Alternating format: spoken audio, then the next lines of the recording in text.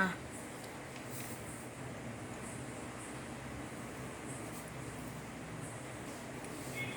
வணக்கம் நேயர்களே.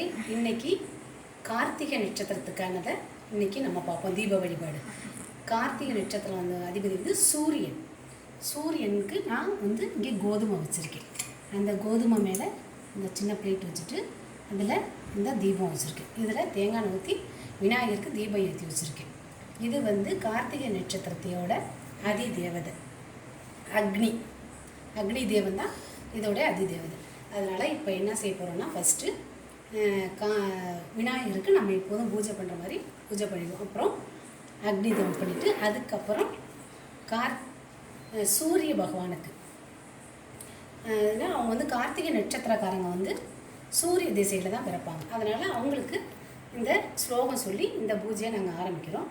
இந்த கார்த்திகை நட்சத்திரக்காரங்களுக்கான மரம் அத்தி மரம் வாங்கி ஏதாவது ஒரு சிவன் கோயிலில் இவங்க நடணும். இந்த கார்த்திகை நட்சத்திரக்காரங்களுக்கு மேஷ ராசிலையும் வரும், ரிஷப ராசிலையும் வரும். எந்த ராசியில் வந்தாலும் பரவாயில்ல, இந்த பூஜையை செய்யலாம். ஆனால் இதை கோதுமையை வச்சு தான் செய்யணும். கோதுமை பாயசம் வச்சு கூட நீங்கள் சாமிக்கு சமர்ப்பிக்கலாம்.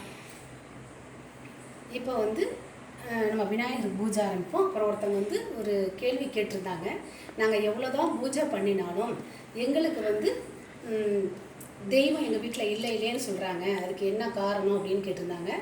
உங்களுக்கு வீட்டில் ஏதாவது வாஸ்து தோஷம் இருந்தால் அந்த மாதிரி பிரச்சனைகள் இருக்கும். அப்படி இருந்துச்சுன்னா நீங்கள் என்ன செய்யணும்னா, 2 சொம்பில் மஞ்சள் தண்ணி வச்சிடணும். வச்சுட்டு அதில் வேப்பல்லை, அருகம்பில்லு, மா இலை அதை பிச்சு போட்டுடணும். பிச்சு போட்டுட்டு இந்த பூஜை முடிஞ்சதுக்கப்புறம் அந்த இலை அப்படியே இருக்கட்டும். மறுநாள் காலையில் எழுந்திரிச்சு அந்த தண்ணியை எடுத்து அந்த இலையெல்லாம் எடுத்து போட்டுட்டு அந்த தண்ணியை எடுத்து வீடு ஃபுல்லும் தெளித்து விடுங்க. எத்தனை பேர் உங்கள் வீட்டில் இருக்கிறீங்களோ குளிக்கும் போது அதை கொஞ்சோண்டு எடுத்து தண்ணியில் ஊற்றி குளிங்க. இதே மாதிரி நீங்கள் ஒரு நாள் செஞ்சுட்டு எனக்கு வரல அப்படிலாம் சொல்லக்கூடாது. ஒரு 21 நாளாவது தொடர்ந்து அந்த இது செய்யணும். நீங்கள் தீப பூஜையும் பண்ணி அந்த 2 சொம்பில் அந்த தண்ணியை வச்சு பூஜை பண்ணினா அந்த வீட்டில் டெய்லி குளிக்கும் போதும் தெளிக்கும் போதும், இது தலை தான் குளிக்கணும்னு அவசியம் கிடையாது, உடம்பு கூட குளிக்கலாம், ஒன்றும் தவறு கிடையாது. இந்த மாதிரி இந்த பூஜை நீங்கள் பண்ணினீங்கன்னா அந்த வீட்டில் எப்படியாப்பட்ட கஷ்டங்களாக இருந்தாலும் விலகி போய் அந்த மாதிரி தெய்வ அருள் கண்டிப்பாக கிடைக்கும். இப்போ நம்ம விநாயகருக்கு ஏற்கனவே நான் தீபம் ஏற்றிட்டேன். இப்போ நம்ம சூரியக்கான கார்த்திகை நட்சத்திரத்துக்கான தீபம் சூரிய பகவானுக்காக இதை ஏற்றியாச்சு. இப்போ அதோடைய அதி தேவதை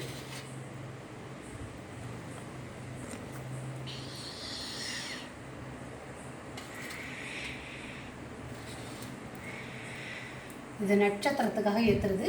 இது அவங்க அதி தேவதை அக்னி, அவங்களுக்காக இதை ஏற்றுறது. இப்போ நம்ம ஃபஸ்ட்டு விநாயகருக்கான பூஜை பண்ணுறோம். ஓம் கம் கணபதியே நமக. ஓம் கம் கணபதியே நமக. ஓம் கம் கணபதியே நமக. விநாயகருக்கான பூஜை முடிஞ்சிச்சு. இப்போ அக்னி தேவனுக்கான ஓம் ஸ்ரீ அக்னி தேவனே போற்றி போற்றி. ஓம் ஸ்ரீ அக்னி தேவனே போற்றி போற்றி. ஓம் ஸ்ரீ அக்னி தேவனே போற்றி போற்றி. இப்போ கார்த்திகை நட்சத்திரத்துக்கான பூஜை அவங்களுக்கானதை பார்ப்போம். நட்சத்திரக்காரங்களுக்கான பூஜையை பார்க்குறோம். இதை கண்டிப்பாக நான் 9 முறை தான் சொல்கிறேன். நீங்கள் ஆனால் 108 முறை எந்த ஸ்லோகம் சொன்னாலும் சரி, 108 முறை சொன்னால் தான் அதுக்கு பலன் கிடைக்கும். இப்போ அதுக்கான பலனை இப்போ பார்ப்போம். அதுக்கான ஸ்லோகத்தை பார்ப்போம்.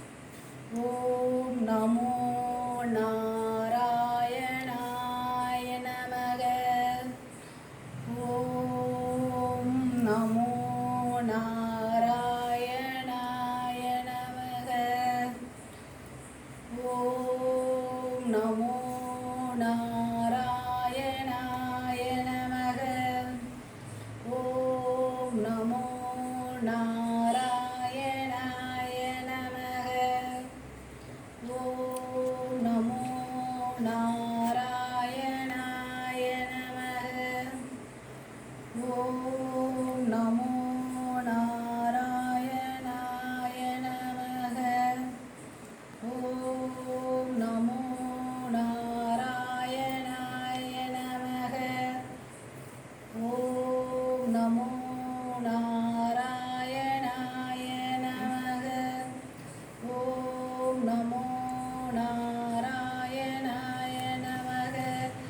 நான் இப்போ இந்த பூஜையை முடிச்சுட்டேன்.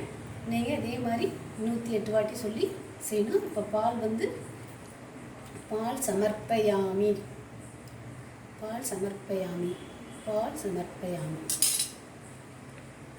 கணேஷாவுக்கு அதிதேவதைக்கு நட்சத்திர அதிபதியான சூரிய பகவானுக்கு பால் சமர்ப்பயாமி. நன்றி, வணக்கம்.